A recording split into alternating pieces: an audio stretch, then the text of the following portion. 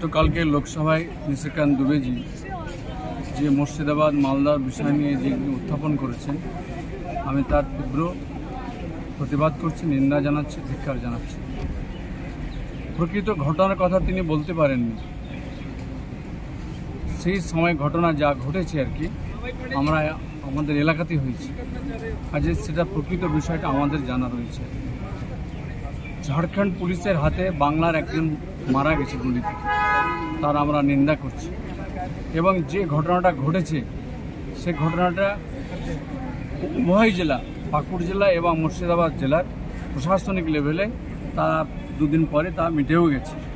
কিন্তু যে ষড়যন্ত্র নিশিকান্ত দুবেজি বা বিজেপি করছে আর কি, বাংলার মানুষ তা মেনে নেবেন না। আমাদের সঙ্গে রয়েছেন আমাদের নেত্রী মমতা ব্যানার্জি, অভিষেক ব্যানার্জি রয়েছেন। আমরা বাংলায় সম্প্রীতি ভ্রাতৃত্বকে যেভাবে বজায় রেখে আমরা চলতেছি, আগামী দিনেও আমরা বজায় রেখে চলব। কাজে এই যে মিথ্যা যে বক্তব্য, আমরা আবারও তার তীব্র নিন্দা করছি এবং ধিক্কার জানাচ্ছি আর কি। গতকালকে লোকসভায় নিশিকান্ত দুবেজি যে মুর্শিদাবাদ মালদার বিষয় নিয়ে যেগুলি উত্থাপন করেছেন, আমি তার তীব্র প্রতিবাদ করছি, নিন্দা জানাচ্ছি, ধিক্কার জানাচ্ছি। প্রকৃত ঘটনার কথা তিনি বলতে পারেননি। সেই সময় ঘটনা যা ঘটেছে আর কি আমরা আমাদের এলাকাতেই হয়েছে, কাজে সেটা প্রকৃত বিষয়টা আমাদের জানা রয়েছে। ঝাড়খণ্ড পুলিশের হাতে বাংলার একজন মারা গেছে গুলিতে, তার আমরা নিন্দা করছি।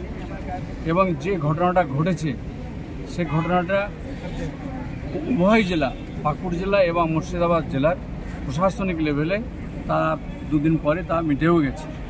কিন্তু যে ষড়যন্ত্র নিশিকান্ত দুবেজি বা বিজেপি করছে আর কি, বাংলার মানুষ তা মেনে নেবেন না। আমাদের সঙ্গে রয়েছেন আমাদের নেত্রী মমতা ব্যানার্জি, অভিষেক ব্যানার্জি রয়েছেন।